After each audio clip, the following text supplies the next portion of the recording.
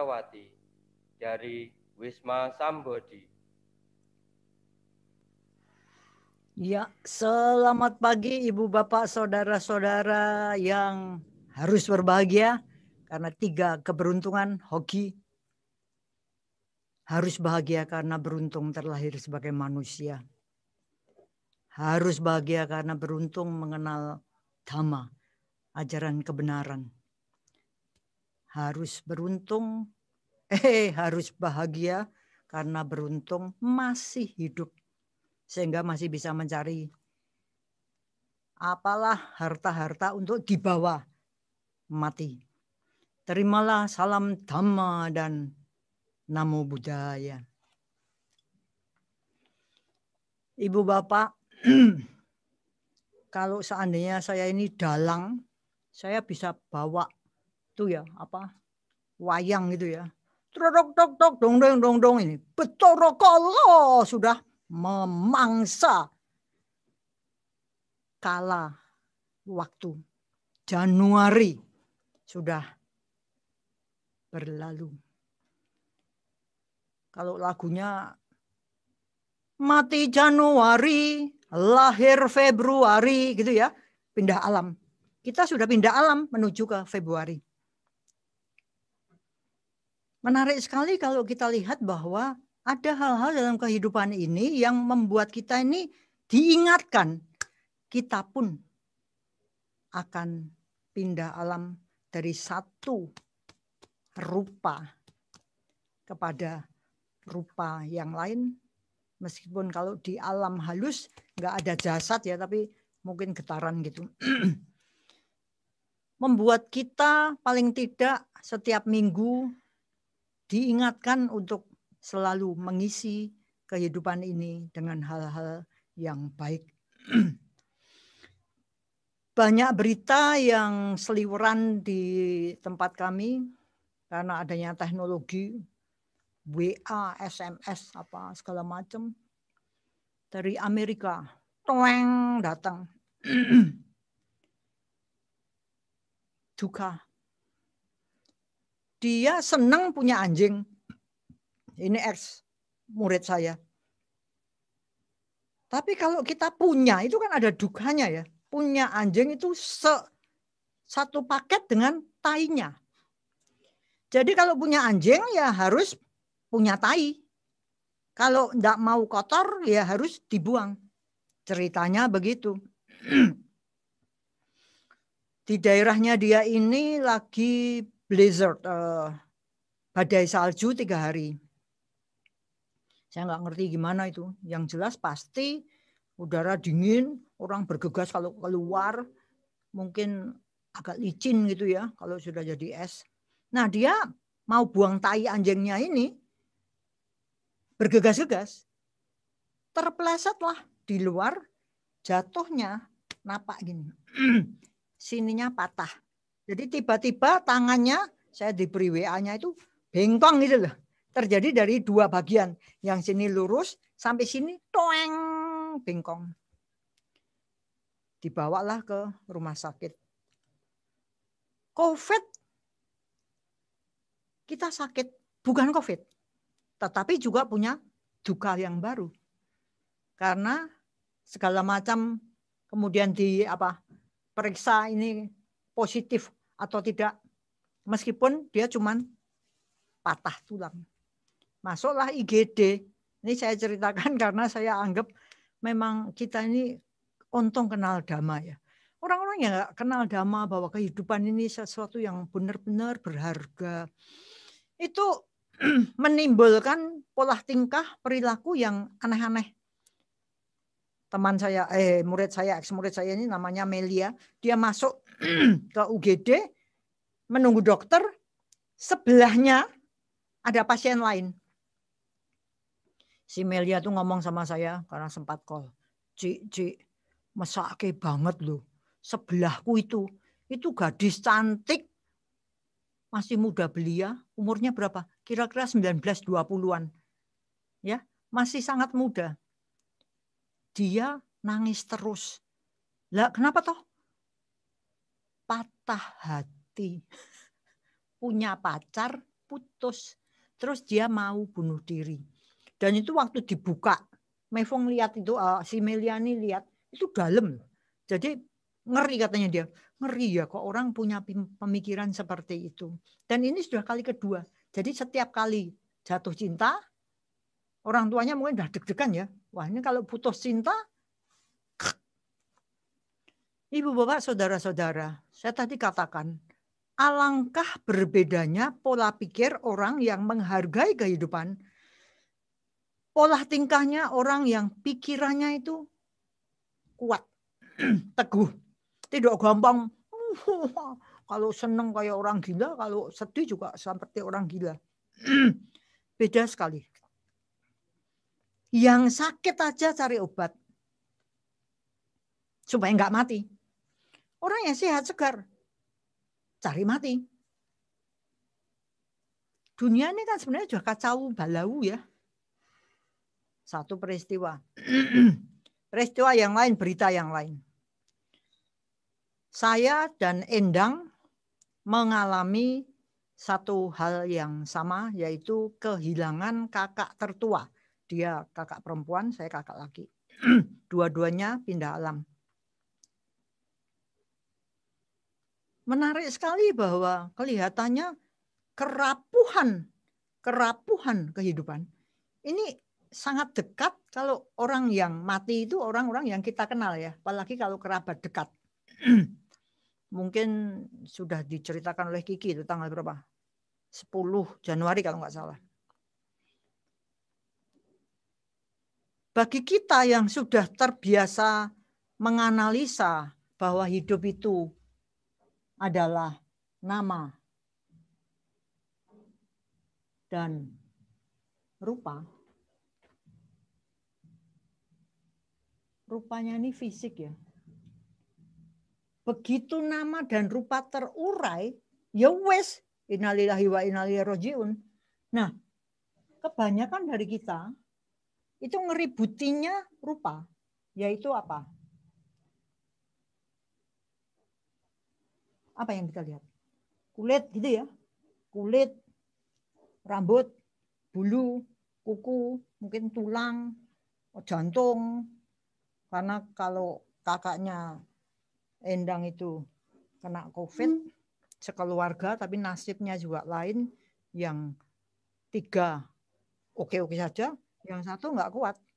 Akibatnya paru-parunya kena dimakan, sehingga katanya Endang waktu diberikan ronsennya itu bagian paru-parunya udah putih semua, tinggal sedikit yang masih sehat.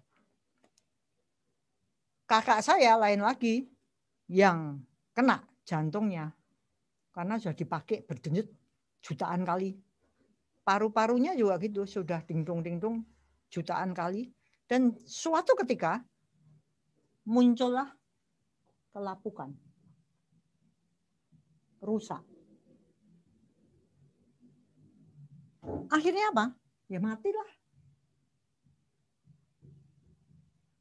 Menarik sekali bahwa orang mati itu macam-macam penyebabnya. Benar ya? Papanya Kiki, duer, pindah alam. Ini COVID, duer, pindah alam. Jantung, mandek, pindah alam. Bagaimanapun juga fisik ini terus melapuk bersama waktu. Termasuk kita semua. Fisik ini terus melapuk bersama waktu. Suatu ketika kembali kita rupa ini mati. Bagaimana kemudian kita merespon kematian yang datang pada kerabat? Tanpa diundang dia datang. Ada satu puisi yang saya ambil dari Dhammapada, menarik sekali. Tanpa diundang dia datang. Kalau seandainya orang tua mau bikin anak itu kan nggak bisa pesen ya, saya mau anak yang gimana gitu ya. Jadilah seperti kita ini. Belum tentu orang tua kalau ditanya, Selda misalnya, kamu dulu, orang tuanya Selda nih, ditanya, kamu dulu waktu mau punya anak itu bayangkan enggak bahwa yang diciptakan itu manusia yang kayak Selda ini. Mengundangnya yang kayak makhluk Selda kayak gini. Belum tentu ya, tanpa diundang dia datang. Semuanya serba tanda tanya. Kalau ada yang mati, kita lihat juga tanpa diberitahu, nanti kamu mati jam sekian, enggak ya. Tiba-tiba kita pergi gitu aja kalau mati. Sebagaimana dia datang, begitu pula dia pergi. Tanda tanya semua, teka-teki. Nah kalau kita ngerti seperti itu, apa gunanya ratap tangis? Gampang ya yang bikin syair.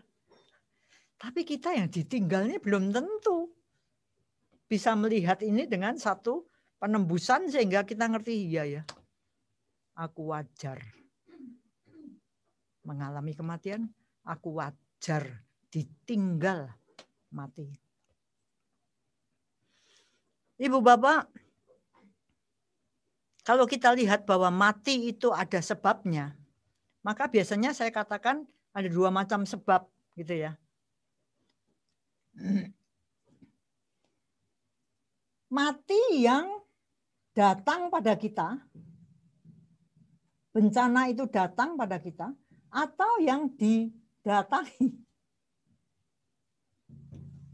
Betul enggak? Sudah ngerti COVID, kita tuh jaga diri aja belum tentu enggak kena COVID. Tapi adalah ini ada perkawinan, kondangan, pertemuan, acara keagamaan, layat, apapun juga yang sifatnya adalah aktivitas komunal. Kok ya nantang datang. Ada yang datang nggak pakai masker, ora apa-apa. Dilindungi sama Tuhan.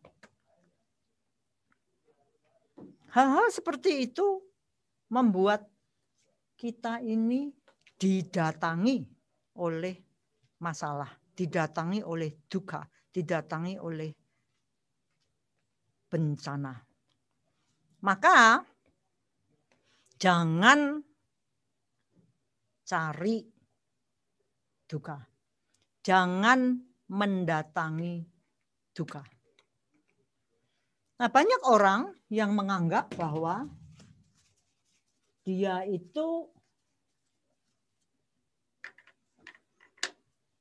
tidak punya kuasa, tidak punya kekuatan, tidak punya power untuk menjauhkan dirinya dari duka. Ada orang yang seperti tadi pasien di Amerika yang mau bunuh diri itu, dia menempatkan dirinya di dalam duka, masalah, bencana. Kalau itu terjadi berkali-kali patah hati, langsung mau bunuh diri. Ada kekecewaan, langsung mau bunuh diri. Sepertinya kalau saya ngomong orang-orang ini ya lucu ya. Hobinya kok menderita. Hidup ini memang kalau kita lihat secara dhamma, ada duka di dalam kehidupan. Tapi kan juga kita bisa menganalisa ada penyebabnya. Jadi jangan kita cuma urip kok koyo ngene, hidup kok penuh duka, titik. Enggak bisa. Kita bisa menggali lebih jauh karena kita harus jadi orang pintar ya, sebagai manusia itu punya punya pikiran yang bisa dipakai. Ini ada sebabnya. Nah, kalau sebagai dokter ibaratnya, kita ngerti ada penyakit, terus dicari penyebabnya itu apa.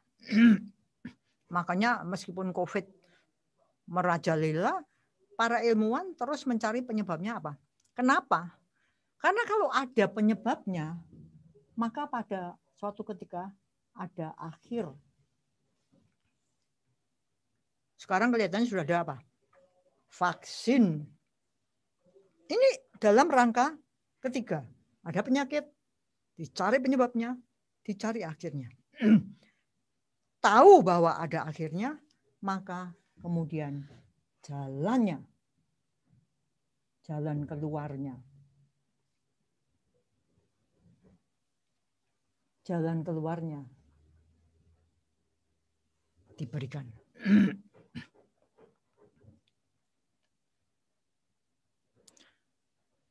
Kalau kita nyatanya sudah menjadi manusia, maka Dhamma membuat kita ini menjadi gitu ya. Aku nggak boleh terus terpuruk di dalam penderitaan. Jangan punya hobi kok menderita sepanjang segala abad, amin, menderita terus. Kan konyol gitu ya. Maka mari kita bangkitkan kehebatan kita, potensi kita untuk mencari jalan keluar dari derita.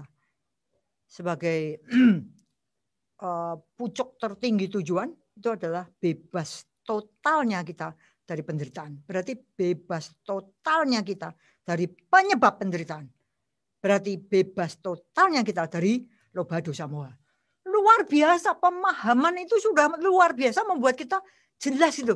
Oh, kalau saya menderita itu mesti karena loba dosa moha. Apa iya? Coba dicek. Maka menarik sekali, sejak bulan Januari 2021, Dhamma di sana di Klaten itu memiliki format yang baru. Manusia itu kalau hoki memang luar biasa. Saya salah satu contohnya, gitu. Punya tandem dengan Bu Susan. Ketemu lagi tandem dengan anak-anak para sarjana muda, sarjana yang masih muda, ya, yang juga beruntung kena masa COVID nih, beruntung kena masa COVID. Karena dengan cara masa COVID di karantina di CEC bersama kami di sini, mereka mengikuti derap Dhamma. Kemudian mulai ikut meditasi, baca parita, ikut Dhamma Desana, ikut belajar. Dan muncul satu pemahaman yang, oh gitu toh, ilmu-ilmu baru. Maka kemarin saya call dengan Ayah Santini, saya pamer. Wah ya, sekarang di Klaten kiami. Ya, karena kita sudah masuk ke dalam sharing manfaat Dhamma. Yang tentu saja melebihi pengkotak-kotaan agama yang namanya juga ilmu kebenaran. Bagaimana toh pengetahuan tentang Dhamma itu membantu dalam kehidupan sehari-hari.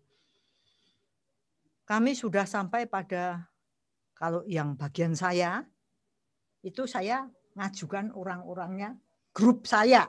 Kalau minggu depan itu bagiannya Bu Susan juga mengajukan apa namanya desainnya dia.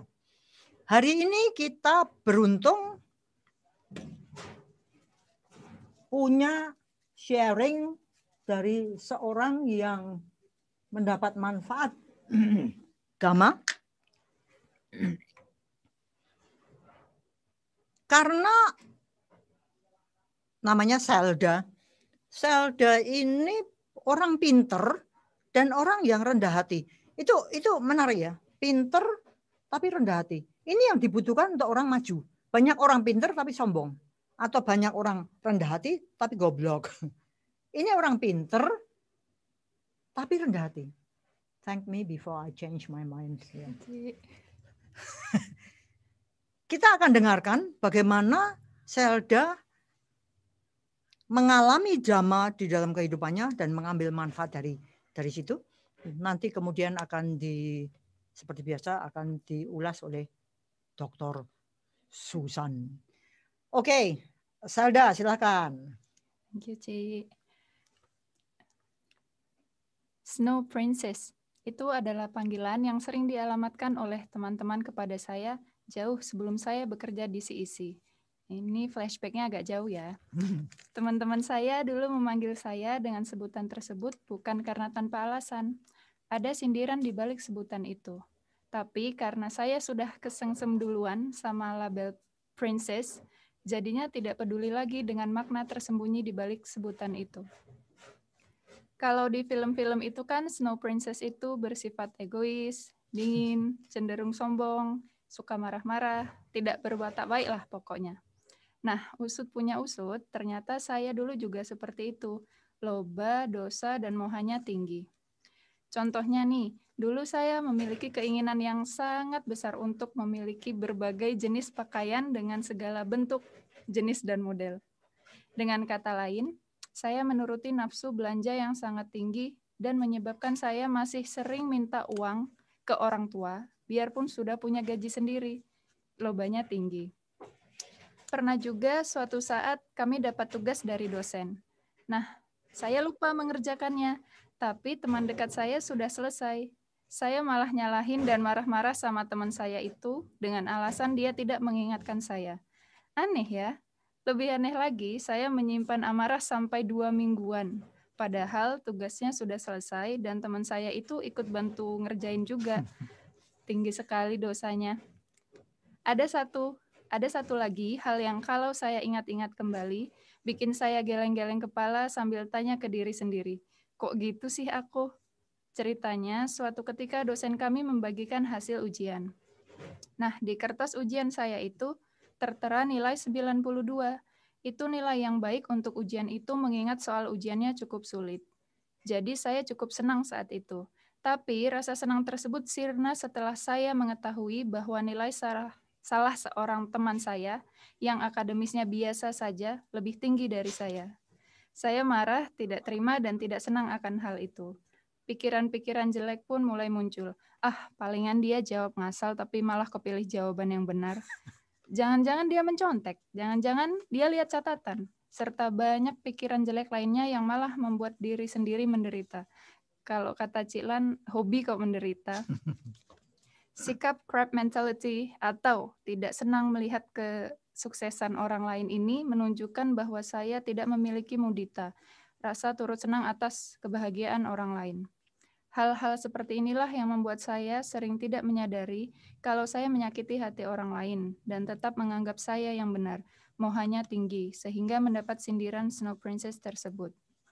Bersyukur bisa bekerja di CEC, saya sedikit demi sedikit diajari dan belajar untuk menghilangkan sifat-sifat buruk tersebut. Bekerja di lingkungan yang baik dengan profesi yang baik membuat saya terus berusaha untuk menjadi pribadi yang lebih baik. Awalnya memang sulit untuk berubah karena sudah terlanjur terbiasa. Terbiasa malas-malasan, terbiasa marah-marah, terbiasa banyak maunya, dan lain-lain. Tapi karena terus diingatkan, baik secara langsung maupun tidak langsung, dan melihat contoh yang baik di CEC, saya juga berusaha untuk berubah ke arah yang baik. Dan menurut kutipan yang sering diucapkan Ciklan dalam seminarnya, karena Ciklan sering mengadakan seminar sebelum pandemik, everything is difficult only at the beginning. Dan itu memang benar. Meskipun saya merasa sudah menjadi pribadi yang lebih baik daripada yang sebelumnya, ternyata itu masih belum cukup baik. Masih banyak yang harus diperbaiki dari diri saya. Untungnya saya sadar kalau masih banyak yang harus diperbaiki dalam diri saya. Seandainya saya tidak sadar dan merasa diri saya paling baik dan paling benar, padahal nyatanya tidak, pasti itu bisa jadi masalah besar nantinya. Saya menyadari hal ini karena saya, lebih tepatnya kami, rutin melakukan meditasi kesadaran. Ceritanya sekitar bulan Maret, saya dan beberapa teman guru bahasa Inggris CEC tinggal di Dharma House karena pandemik COVID-19. Sekitar 3 bulan, 24 jam dalam sehari kami tinggal bersama di Dharma House. Ada banyak pandangan tentang hal ini. Misalnya pandangan bahwa ini adalah hal yang membosankan dan stressful, karena kondisi yang tidak memungkinkan untuk pergi keluar, untuk main, dan ketemunya dia lagi. Tapi ada juga pandangan bahwa situasi ini justru bisa digunakan untuk mempelajari hal-hal baik. Secara pribadi, saya memandang bahwa ini adalah situasi yang bisa digunakan untuk mempelajari hal-hal yang baik. Lagi-lagi awalnya memang sulit karena ada banyak perubahan, seperti misalnya harus mengajar online dengan aplikasi Zoom. Awalnya ribet karena memang belum pernah menggunakan aplikasi Zoom. Harus masak sendiri, yang artinya harus mencuci piring bekas masakan sendiri, karena biasanya catering. Harus nyuci setrika baju sendiri, padahal biasanya laundry, dan lain-lain. Tetapi karena sudah belajar dan terbiasa, ternyata itu bukanlah masalah besar. Selama pandemi, kami juga melakukan hal baik yang dapat meningkatkan spiritual intelligence, seperti misalnya mendaras parita, meditasi kesadaran, dan mendengarkan Dhamma Desana oleh Cik Lan. Saat mendengarkan Dhamma Desana oleh Cik Lan, seringkali saya merasa tertampar dan menyadari bahwa dulu itu saya bodoh. Bodoh karena mau-maunya memupuk loba, dosa, dan moha. Padahal apa yang kau tabur itu pula yang kau tuai. Artinya, hal buruk yang saya lakukan akan berbalik kepada saya sendiri. Ogah dong saya. Berbekal pengajaran dari Cik Lan, saya pun berusaha untuk menghilangkan loba, dosa, dan moha. Caranya, dengan cara memupuk aloba, adosa, dan amoha. Senangnya bisa tahu beberapa istilah dhamma. Hehehe. Kalau ditanya ada perubahan nggak dulu dengan sekarang? Saya jawab dengan mantap, jelas ada. Hasil dari memupuk aloba adalah nafsu keinginan saya, khususnya yang berhubungan dengan materi, itu menurun drastis. Sehingga pada saat mendengar berita di TV bahwa banyak perusahaan yang memotong gaji karyawannya, saya tidak terlalu kepikiran dan malah siap jika harus mengalami hal yang sama. Tapi nyatanya tidak ada potongan gaji guru dan karyawan CIC Putra Persada Putra Bangsa. Meskipun biaya les didiskon 50%, tetap tidak ada potongan gaji sepeser pun di sini. Padahal di luaran sana bukan cuma sekedar potongan gaji, tapi banyak juga yang harus di PHK karena pandemi COVID-19. Sedih ya. Saya tidak tahu tingkat kedermawanan Cik Lan dan Cik Wena setinggi apa ya, kok bisa tidak potong gaji. Padahal pengeluaran juga banyak, misalnya untuk bayar wifi, aplikasi Zoom Premium, kebutuhan sarana mengajar online, bikin studio, dan lain-lain. Thank you, Cik Lan, Cik Wena. Saya jadi tambah semangat memupuk aloba. Pernah juga salah seorang teman melakukan kesalahan ke saya.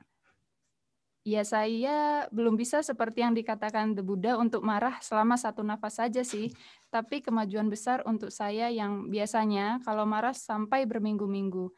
Saat itu saya merasa kesal hanya selama 2 menit. Wow. Kalau dulu jangankan karena kesalahan orang lain, karena kesalahan saya sendiri saja, saya bisa-bisanya melimpahkan kesalahan ke orang lain dan marah sampai berminggu-minggu. Senang juga bisa memupuk adosa. Benar-benar banyak gunanya kegiatan-kegiatan seperti mendaras parita, meditasi kesadaran, dan mendengarkan Dhamma Desana oleh Cik Lan. Saya jadi bisa meningkatkan amoha, menjaga pikiran, dan lebih mengerti tentang hal yang baik dan buruk. Bersamaan dengan meningkatkan aloba, adosa, dan amoha, saya juga meningkatkan karakter baik lainnya. Mudita contohnya. Kalau dulu saya cenderung punya sikap crab mentality, sekarang saya turut bahagia melihat kebahagiaan orang lain. Misalnya ikut senang melihat teman berpenampilan baik dan cantik. Ceritanya suatu ketika teman saya meminjam baju ke saya. Saya langsung tunjukin ke dia isi lemari baju saya dan bilang, kamu boleh pinjam yang mana aja kok, pilih aja. Kalau dulu boro-boro mau nunjukin isi lemari, saya pasti langsung menolak dengan beribu alasan. Seperti misalnya, lagi di laundry lah, belum dicuci lah, ketelingsut entah di mana lah, dan lain-lain. Itu adalah sedikit contoh dari banyak perubahan baik yang saya alami. Kalau saya ceritakan lebih banyak, nanti Cik Lan dan Bu Susan tidak kebagian waktu untuk mengulas lagi. Hehehe. Intinya, saya benar-benar merasakan manfaat yang besar karena melakukan kegiatan baik. Seperti mendaras parita, meditasi kesadaran, dan mendengarkan Dhamma Desana oleh Cik Lan secara rutin. Saya jadi jauh lebih peduli dan memiliki cinta kasih terhadap sesama. Hidup dengan tenang seimbang. Kalau sedih tidak sampai depresi, kalau senang tidak sampai lupa diri. Dan jauh lebih sabar. Harus sabar ya, namanya juga guru. The best profession on earth. Iya kan, Ci? Ya, betul. Untuk mengakhiri cerita ini, saya sisipkan kutipan dari buku Parita tentang berkah utama yang juga bisa saya dapatkan karena tinggal di Dharma House. Tak bergaul dengan orang-orang dungu, bergaul dengan para bijaksana, dan menghormat yang patut dihormat. Itulah berkah utama. Bertempat tinggal di tempat yang sesuai, memiliki timbunan kebajikan di masa lampau, dan membimbing diri dengan benar. Itulah berkah utama. I'm eternally grateful to Cik Lan, Cik Wena, Cik Endang, Pak Adi, Pak Eko, Pak Jijin, serta semua teman-teman CEC, PP, dan PB lainnya yang sangat banyak membantu saya untuk terus berjuang hidup menjadi manusia yang benar-benar manousa, berpikiran tinggi. Dan juga memperkenalkan saya pada ajaran yang indah, ajaran kebajikan The Buddha. Dan dengan bangga saya bisa bilang bahwa saya mau terus berjuang untuk hidup dengan baik, meningkatkan aloba, tidak loba alias dermawan, meningkatkan adosa, tidak benci alias cinta kasih, dan meningkatkan amoha, tidak delusi alias bijaksana. Semoga semua makhluk bisa mengambil manfaat dari kebaikan yang kita lakukan. Semoga semua makhluk berbahagia. Semoga yang terbaik datang pada kita semua. Wah, sudah. Wah. Ini mungkin semalaman nggak tidur nih ya karena nervous. Ya, demikian Ibu Bapak Saudara-saudara, menarik sekali bagaimana seseorang justru karena tidak beragama Buddha sejak kecil itu mengalami satu sensitif terhadap perubahan-perubahan dan sensitif terhadap kebagusan Dhamma. Kita akan sampai pada bagian yang lain, yaitu bagaimana Bu Susan menanggapi kisahnya Zelda ini. Ya, silakan. Ya, terima kasih Michelda. Terima kasih Bu Lani dan Pak Adi yang sudah menyiapkan acara Dhamma Talk pada setiap hari Minggu. Nah, terutama untuk Michelda yang dengan ringan hati, ya, saya sebutnya ringan hati, bukan ringan tangan, mau berbagi pengalaman yang nggak semuanya pengalaman itu tuh mengenakkan untuk dibagi. Nah, maka saya perlu menghargai langkah berani dari Michelda untuk berbagi pengalaman yang mungkin bagi kita sendiri kadang-kadang pengalaman itu tuh kayak nggak pantas untuk di-sharingkan ke orang lain. Nah, tetapi tentu ini langkah berani yang menurut saya paling tidak itu menunjukkan bahwa Michelda itu sudah mau melangkah lebih jauh dari level yang selama ini Michelda dapat dari teman-teman, yaitu Snow Princess gitu ya. Artinya dengan sharing itu membuktikan bahwa Michelda itu berani melangkah lebih jauh karena apa yang di-sharingkan Michelda itu bukan sesuatu yang semuanya bagus begitu kan. Tadi ada beberapa yang di masa lalunya sebelum Michelda mengenal Dhamma itu ada banyak hal yang membuat Michelda sendiri sebetulnya merasa tidak nyaman dengan dirinya sendiri. Nah, hal yang perlu saya apresiasi adalah kemauan Michelda untuk melangkah. Tadi kalau dikatakan langkah pertama itu sulit. Nah, apalagi kalau ini Bu Lani, persoalannya itu adalah di loba dosa moha. Memang melangkah pertama itu akan menjadi sangat sulit. Tetapi Michelda itu sudah mencoba berani untuk melangkah. Dan ternyata langkahnya bukan hanya pertama. Kalau kita lihat tadi langkahnya jadi bukan hanya selangkah. Tetapi kalau kita lihat tadi sebelum ada Dhamma Talk online, sebetulnya Michelda sudah sering mendengar Bu Lani memberikan nilai-nilai hidup itu melalui seminar. Itu kan berarti jauh sebelum itu sudah ada langkah yang dirintis oleh Michelda. Mungkin langkah itu belum cukup jelas. Tetapi paling enggak apa yang dikatakan Bu Lani itu menjadi sebuah inspirasi yang membuat Misilda ingin berubah. Ya, lalu berikutnya kondisi Misilda harus hidup bersama dengan teman-teman di Klaten, tidak pulang ke rumah. Ini juga langkah kedua menurut saya yang membuat Misilda itu ingin berubah. Ini yang saya lihat. Lalu langkah ini diperkuat dengan Misilda itu ikut bersama dengan teman-teman melakukan meditasi dan membaca parita. Nah, artinya Misilda itu jauh melangkah, bukan hanya satu gitu ya, Miss, tetapi sudah ada beberapa step yang Misilda lalui. Nah, Pak Adi, kalau Pak Adi mau menunjukkan PPT saya, itu menarik ya. Saya mau mengomentari tentang Putri Salju, gitu kan. Snow Princess, saya nggak tahu sama dengan Snow White atau enggak itu sebetulnya. Sama ya, kayaknya. Nah, kalau kita lihat, ada dua hal di dalam kisah Putri Salju ya. Yang pertama, itu adalah si Putri Saljunya itu sendiri, atau Snow Princess. Dan yang kedua, itu adalah ratunya atau the queen.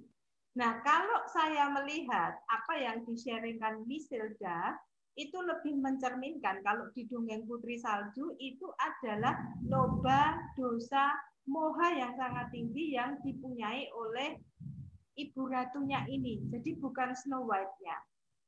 Nah, nanti saya akan membahas dua figur ini gitu ya. Saya akan membahas ibu ratunya, dan saya juga akan membahas Putri Saljunya atau Snow White-nya. Nah, mengapa saya sangat menghargai Misilda untuk mau berubah? Bapak, Ibu, dan saudara sekalian, loba dosa moha yang tinggi itu kalau tidak segera disadari lalu kita berubah, gitu ya, ini akan beresiko bagi kita semua. Jadi kita perlu meniru langkahnya Misilda untuk mencoba menyadari loba dosa moha yang sangat tinggi, lalu mencoba melangkah pertama meskipun sulit untuk keluar dari situasi seperti itu. Nah, coba kalau kita lihat di slide berikutnya, ini adalah tokoh ibu ratunya. Itu ada gambar cermin. Nah, si ibu ratu ini loba dosa mohanya tinggi, dan ibu ratu ini merupakan contoh tokoh, kalau di psikologi itu disebut narsisistik. Ini kalau kita mau lihat. Jadi kalau kita tidak hati-hati, tidak segera menyadari apa yang dialami oleh Misilda tadi ya, misal suka nyalahin orang ketika waktu itu ya, ketika itu Misilda punya pengalaman menyalahkan orang, padahal itu bukan salah temannya. Lalu tidak bisa bergembira ketika ada orang lain itu bahagia, ya, yang dicontohkan oleh Misilda, misalnya saya itu sudah mendapat nilai bagus, tetapi kok saya nggak puas, lalu saya ingin merasa menjadi the top one, the best in the world. Nah, mungkin bukan hanya Misilda yang mengalami itu, ada di antara kita juga mengalami hal yang sama dengan Misilda. Nah, ini kalau nggak segera diatasi, sangat bagus film Snow White ini menampilkan orang yang loba dosa mohanya tinggi, itu betul-betul bercermin. Dia nggak mau ada orang yang lebih cantik dari dia. Maka dalam cerita Snow White ini, si ibu jelas-jelas mau membinasakan semua yang cantik, termasuk Putri Salju yang merupakan anak tirinya yang sebetulnya harus diasuhnya, tetapi dia mau membinasakan. Maka saya senang sekali kalau Misilda sadar tentang itu, memberi contoh pada kita semua, karena kalau tidak hati-hati, gambaran narsisistik dari tokoh Ibu Ratu ini merupakan hal yang saya katakan kalau disebut mengerikan itu akan mengerikan karena di dalam film itu dia sampai rela membunuh Putri Salju supaya dia paling cantik di dunia. Nah, ini bisa terjadi dalam diri kita. Nah, kalau kita lihat di slide berikutnya, narsisistik itu kalau di psikologi ada dua, jinak dan ganas. Itu yang jinak itu biasanya disebut benign, kalau ganas itu malignan ya. Nah, kenapa disebut jinak? Sebetulnya narsis, sebetulnya moha, tetapi iri hatinya itu kecil kalau yang jinak. Jadi dia tidak iri hati, tetapi suka show off di depan teman-temannya, suka berbuat baik hanya untuk dipuji. Nah, sehingga orang yang narsisistik model ini tidak kelihatan kalau dia narsis. Kenapa? Karena nampak baik. Padahal sebetulnya kebaikannya itu adalah manipulasi. Jadi mau memanipulasi orang lain supaya memuja dirinya. Dia adalah orang yang paling populer gitu ya. Nah, biasanya kalau yang prososial atau jinak ini jarang melakukan kejahatan. Ya, jarang sampai ingin mencelakai orang lain karena sebetulnya dia nggak peduli. Orang lain mau sukses atau enggak, saya nggak peduli. Yang penting saya itu diperhatikan banyak orang. Itu yang jinak. Nah, kalau yang ganas itu persis seperti contoh Ibu Ratu tadi.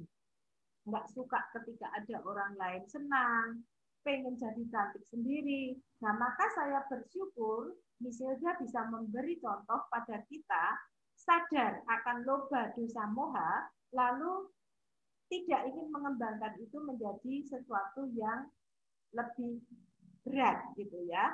Nah, lalu yang berikutnya, kalau kita lihat Snow White, Putri Saljunya, Pak Adi bisa, ya Putri Salju di sini kan, kalau dalam cerita itu diracun oleh Ibu Ratu, dia nggak bisa hidup kalau tidak ditolong oleh sang pangeran, gitu ya. Jadi memang cerita-cerita dari Eropa ini dulu-dulunya penuturnya itu banyak, tetapi yang paling terkenal itu adalah penutur yang populer itu Grimm Brothers ya, Grimm bersaudara. Nah, selain Snow White, kalau kita lihat di slide berikutnya Pak Adi, itu ada cerita Cinderella. Sama, Cinderella ini adalah seorang perempuan yang menunggu diselamatkan oleh pangeran. Ada lagi yang namanya Rapunzel ya. Itu punya rambut panjang, dipenjara di dalam menara, tidak bisa membebaskan diri kalau tidak ditolong oleh sang pangeran. Nah, jadi kalau saya bercermin dari cerita Snow White-nya Misilda, sebetulnya ada dua hal besar. Cerita-cerita rakyat itu yang membuat kita itu moha, loba, dosa. Dan cerita ini, Bapak, Ibu, dan saudara sekalian, diceritakan, didongengkan oleh orang tua sejak anak-anak kecil sebelum tidur. Nah, ini yang perlu kita waspada. Nah, bagi orang yang menginternalisasi ratunya, itu akan menjadi orang yang narsisistik tapi ganas ya, bisa mencelakai orang lain. Sementara kalau yang diinternalisasi itu adalah Putri Saljunya, Cinderellanya, atau Rapunzel ini gitu ya, maka yang terjadi adalah kita akan hidup menjadi orang yang justru tidak berdaya, rapuh, tidak bisa melangkah satu langkah pun untuk menempuh kesulitan hidup sehingga kita terbebaskan dari penderitaan.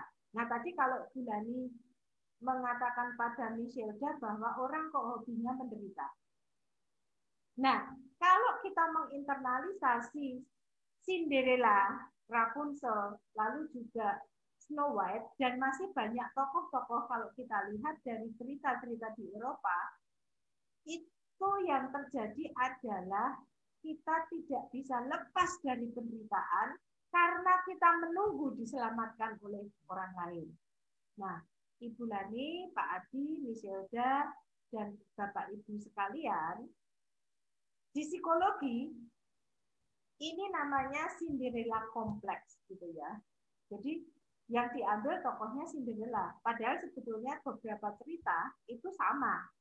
Nah, Cinderella kompleks itu adalah orang yang tidak mau maju, tidak berani keluar dari kebodohan diri, tidak berani keluar dari moha yang membelit dirinya, tetapi menunggu diselamatkan oleh orang lain. Nah, Bapak Ibu sekalian, kita perlu berterima kasih pada Miss Hilda yang mencoba keluar dari dirinya yang dulu, itu yang pertama. Lalu yang kedua, tidak ingin menjadi tokoh putri Cinderella yang tidak mau melangkah sendiri tanpa dibantu oleh orang lain. Maka Bapak Ibu sekalian, marilah melalui inspirasi dari Dhamma Talk hari ini dan dari Miss Hilda, kita bersama-sama menghilangkan Ibu Ratu yang jahat di dalam diri kita, dan mari kita meninggalkan Cinderella kompleks di dalam diri kita, semakin baik, menjadi baik sampai akhir hayat kita. Semoga semua makhluk berbahagia. Terima kasih. Iya, luar biasa. Ya,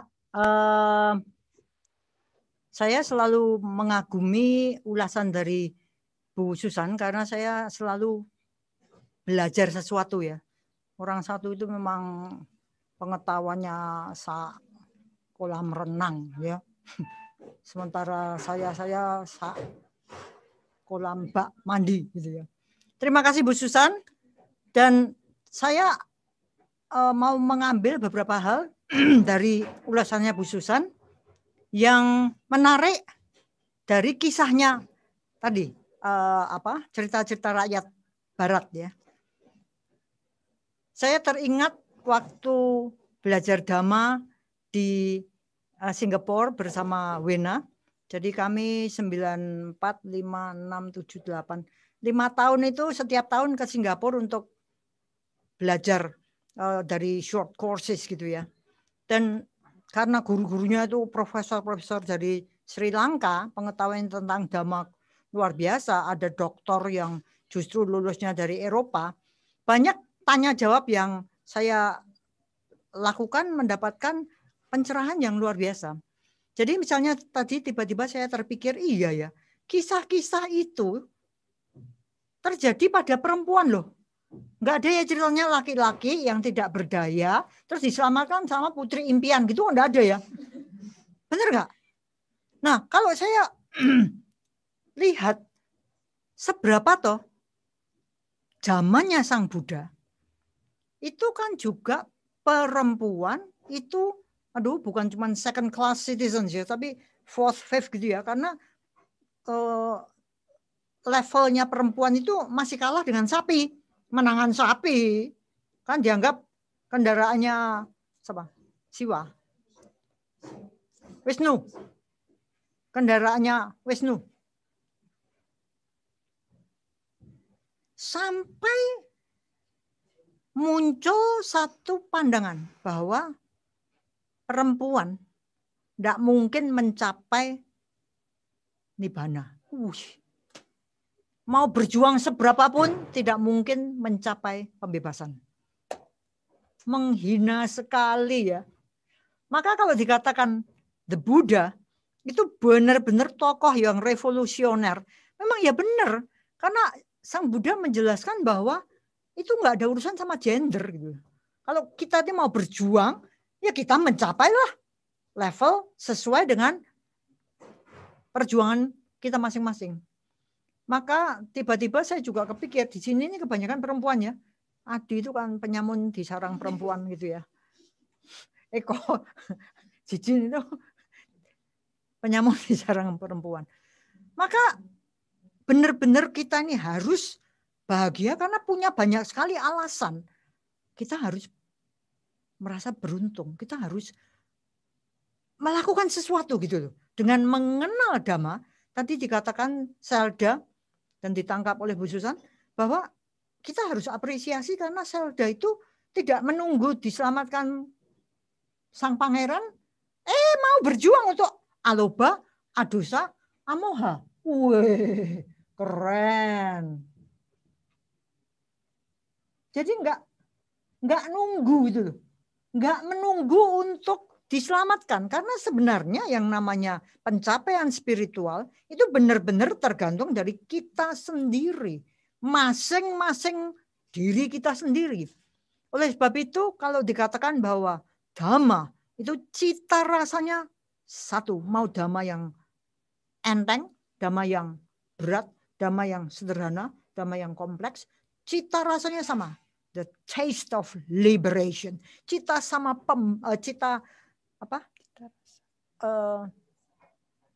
the taste. Cita rasa pembebasan. Kita terbebas dari banyak kebodohan. Benar ya? Tiba-tiba muncul satu semangat bahwa iya ya, aku bisa loh terus maju. Kalau kita lihat, begitu kita bisanya kita berada di alam manusia ini, itu pasti kita pesangonnya udah banyak. Timbunan kebaikannya udah banyak. Maka sungguh bodoh bagi kita kalau kita cuman sikap mentalnya itu sikap mental pengemis. Nyuwun paring-paring kula tiyang mboten semerep duwe cilik gitu ya. Lihat itu. Lagu-lagu yang semuanya itu mencerminkan alangkah tidak berdayanya kita. Cinderella Complex. Perempuan-perempuan itu, cengeng-cengengnya itu. Saya dulu waktu belum punya pacar, wah segala macam saya bisa ganti lampu, saya bisa. Begitu jatuh cinta, punya pacar, kok pacar saya ini Adi misalnya, kok itu lampunya mati. Edan beneran. Hah? Kalau kemana-mana sendiri, punya pacar, kok anterin dong. Jadi kita ini memang goblok gitu ya. Tiba-tiba kita merasa bahwa kita ini nggak berdaya. Itulah sebabnya dikatakan cinta itu buta. Begitu juga dengan iman. Iman bisa jadi buta. Kita lihat misalnya saja. Seberapa sebenarnya kita ini bisa mengoptimalkan potensi kita. Seberapa banyak kita ini sebenarnya bisa bertumbuh kembang to the fullest sampai ke topnya, yaitu apa? Nibbana. Perjuangannya kan sedikit-sedikit. Tapi ya mari kita sedikit-sedikit itu. Kalau enggak kita jadi makhluk yang tidak berdaya. Jadi makhluk konyol gitu. Pilih-pilih orang sendiri. Nikah sendiri. Dilarang aja enggak mau. Aku enggak bisa hidup tanpa dia. Habis itu pulangkan saja aku. Apa?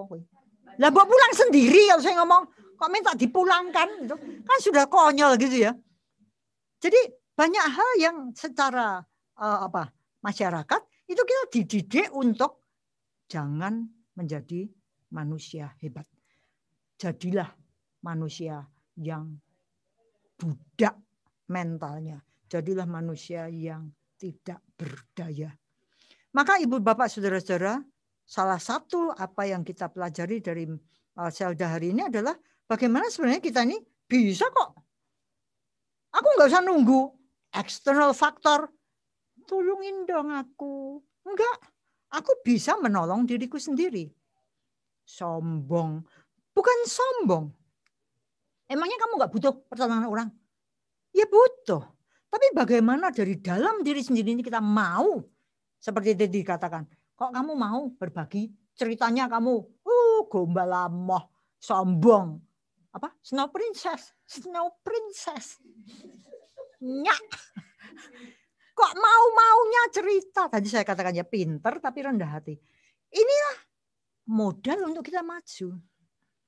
Maka siapa yang bisa membuat Zelda pinter? Siapa yang bisa membuat Zelda rendah hati? Ya Zelda sendiri. Kenapa? Karena saya dulu ngomongin dia sudah sejak bayi itu. Nak jadi anak pinter, jadi anak rendah hati. Tapi ya enggak sampai tiba-tiba tuing. Iya ya. Saya harus jadi pinter, saya harus jadi rendah hati. Saya bisa lebih baik. Itu semua dimulai dari diri sendiri. Seperti itu ya. Kau yang mulai, kau yang mengakhiri. Ceritanya kayak gitu toh. Jadi kita mulai goblok, ya kita akhiri kegoblokan kita. Kita mulai jahat, kita akhiri kejahatan kita. Kita mulai tolol, ya kita akhiri tolol kita. Itu semua dari dalam diri sendiri. Maka ibu bapak saudara-saudara, kalau kita kenal Dhamma dan kita tidak merasa diri kita di energize,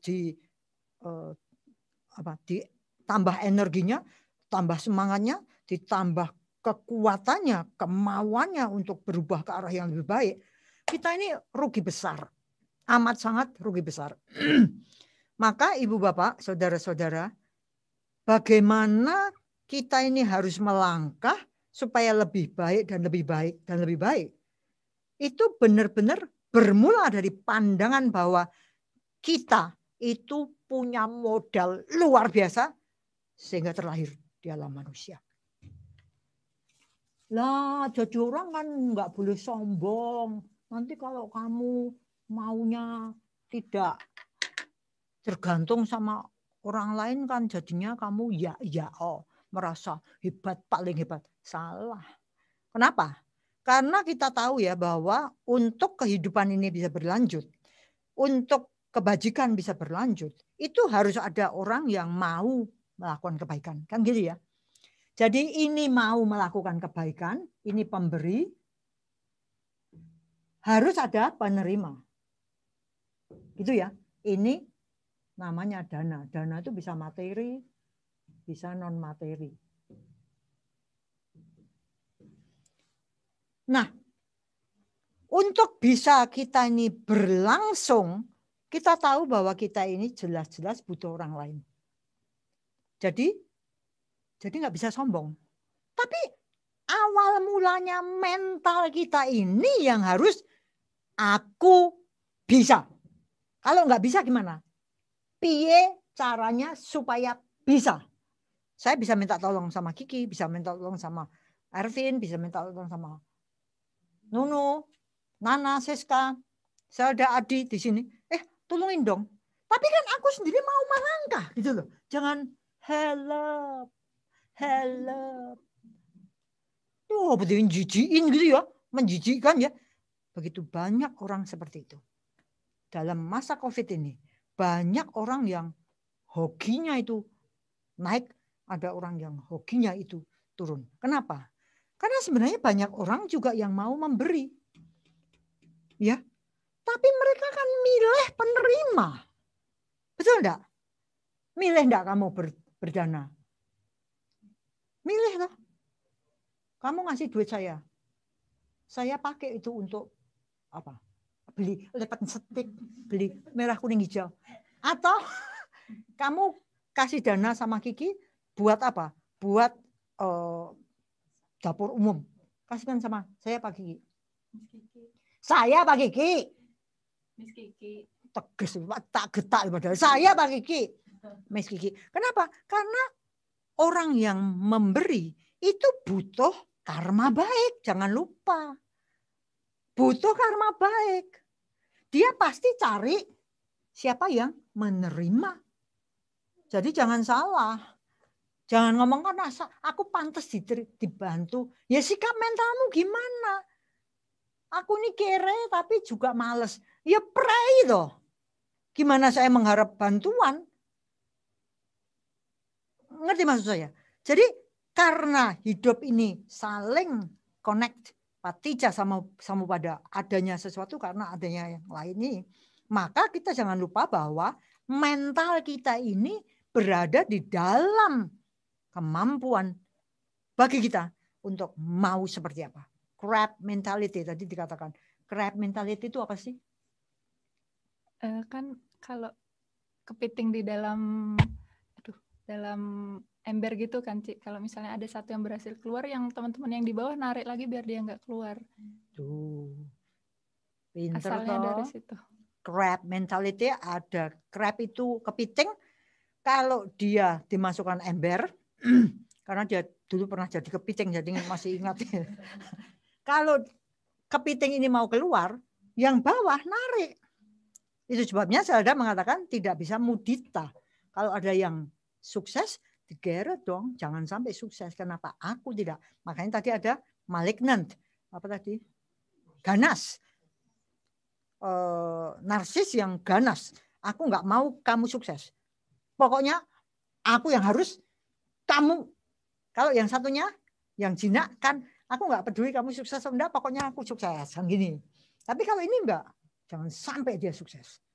Hancurkan. Nah, kembali. Kita mau jadi yang seperti apa? Satu hal yang bagi saya menarik mengenai Dhamma adalah ajaran The Buddha yang mengatakan jangan begitu saja percaya. Dan saya kaget itu. Saya pas waktu ketika buka buku gitu, Kalama Sutta. Itu isinya jangan begitu saja percaya. Wah, bagi saya jelek gitu ya, karena orangnya saya ini sebenarnya nggak percayaan gitu. Masa gitu ya. Terus tak percaya, masa kita yang melihat aja belum tentu itu benar, apalagi kalau nggak melihat kok disuruh percaya, misalnya seperti itu. Masa. Nah, Sang Buddha itu dengan tegas mengatakan bahwa kita ini harus pakai kepintaran kita. Satu sutta yang saya terjemahkan menarik sekali. Itu Sang Buddha mengajarkan sesuatu. Bayangan saya sebagai guru kan dia tahu nih. Orang-orangnya mungkin kalau yang ngerti gini-gini ya. Kalau yang gini kira-kira masih nggak mudeng gitu. Kalau yang apa iya mungkin ngantuk dan sebagainya. Maka Buddha tanya sama Sariputta. Itu salah satu dari dua siswa utama. Dia tanya, Sariputta, kamu percaya sama apa yang aku ajarkan? Sariputta ngomongnya gimana? Belum Bante. Guru agung loh dijawab belum Bante. The Buddha nggak marah, nggak ngapa, dia katakan apa? Sadhu, bagus. Seseorang itu perlu sekali tidak percaya sebelum dia benar-benar mengambil kebenaran dari ajaran. Wow, yes. Seperti itu loh guru agung kita yang mengajarkan kebenaran. Luar biasa. Maka tidak ada konsep dosa. Itu bagi saya mencerahkan dan membebaskan. Tidak ada konsep Buddha dosa. Kalau kamu nggak percaya, mlebu neraka. Dosa. Piye toh? Pokoknya dosa. Ketakutan itu dosa. Dosa itu banyak dipakai, coba kita lihat dalam masyarakat. Kalau ada apa-apa dikatakan dosa. Udah kita sudah ngeri. Apalagi ditambahi embel-embel. Masuk neraka.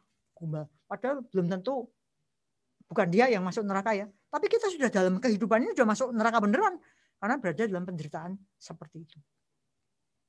Maka ibu bapak saudara-saudara, mari kita gunakan kesempatan kita sebagai manusia beruntung yang kenal Dhamma ini untuk meningkatkan kepintaran kita, meningkatkan kebijaksanaan kita, meningkatkan apapun juga yang membuat kita ini naik gitu loh. Jangan cuma kalau kita sekolah aja mau naik kelas. Gimana dengan level spiritual, level intelektual, level kebijaksanaan, level kebajikan. Hal-hal yang baik-baik gitu tuh kenapa nggak kita tingkatkan? Dan untuk meningkatkan itu kita harus ngerti dulu iki bosokku ini, kebusukanku itu apa? Aku harus tahu. Bagi orang yang aku kan orang baik. Wartawan, masukkan koran dong. Nggak mungkin dia akan naik. Kenapa? Karena dia berkubang dalam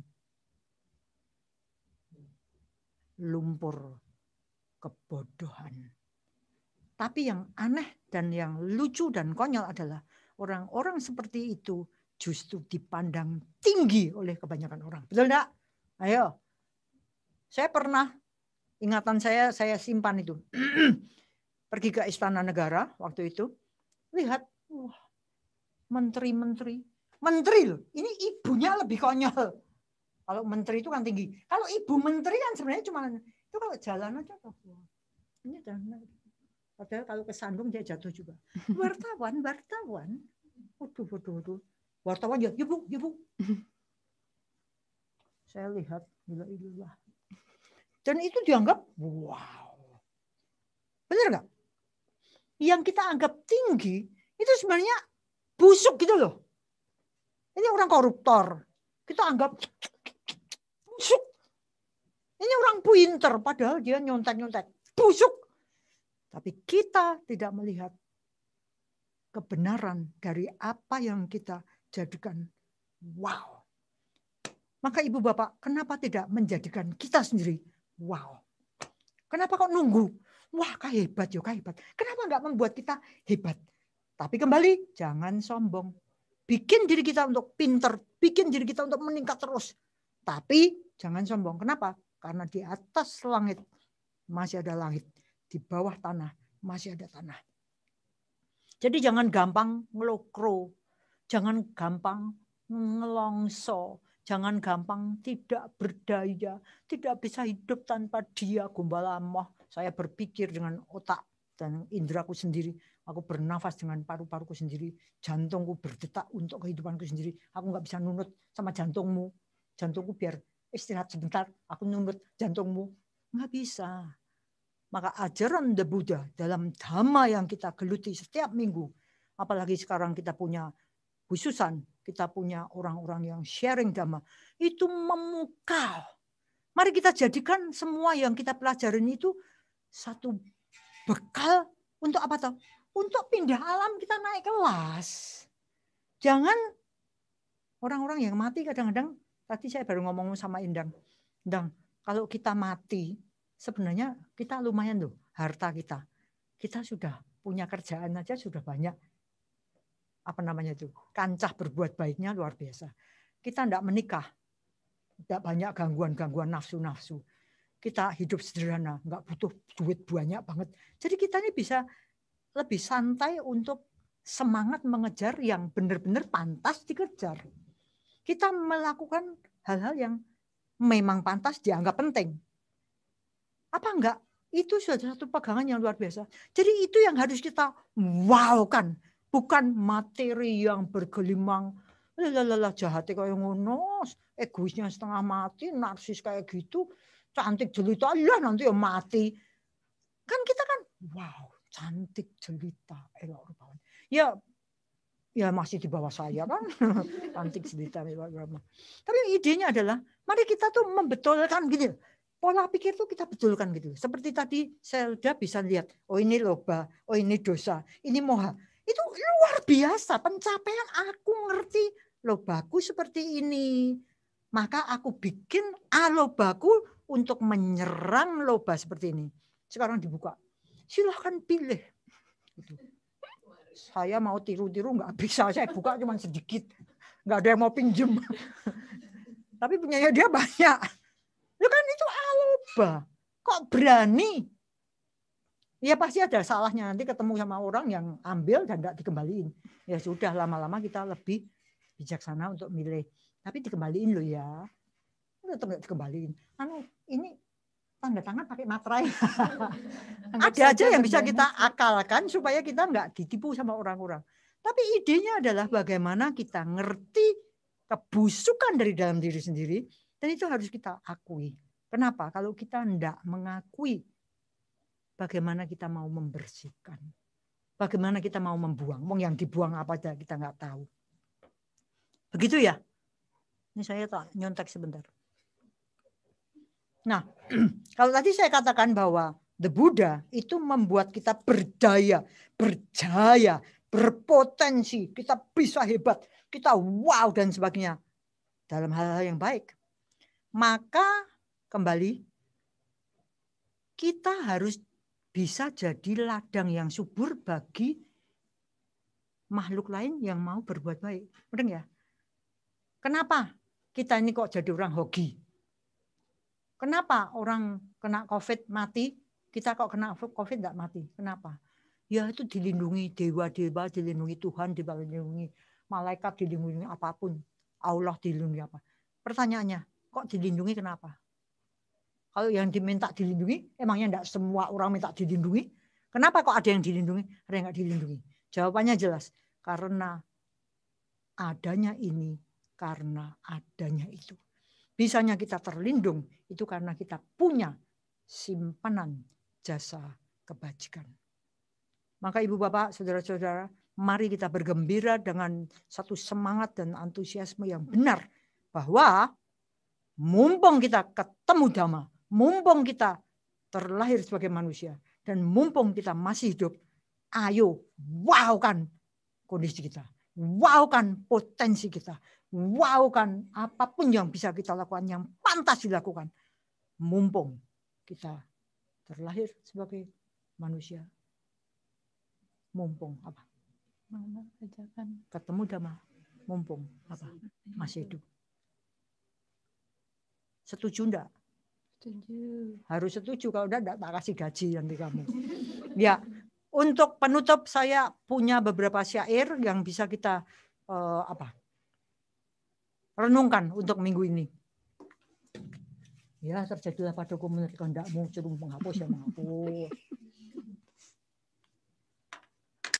Ibu Bapak, Saudara-saudara, coba kita renungkan syair dalam Dhammapada. Tadi kalau saya katakan bahwa ada orang-orang yang menganggap aku ini sudah punya apa-apa. Aku punya anak untuk mendoakan kalau aku mati, untuk ngopeni kalau aku sakit besok tua. Aku punya kekayaan yang 7 turunan nggak habis. Banyak ya, kita anggap wow itu.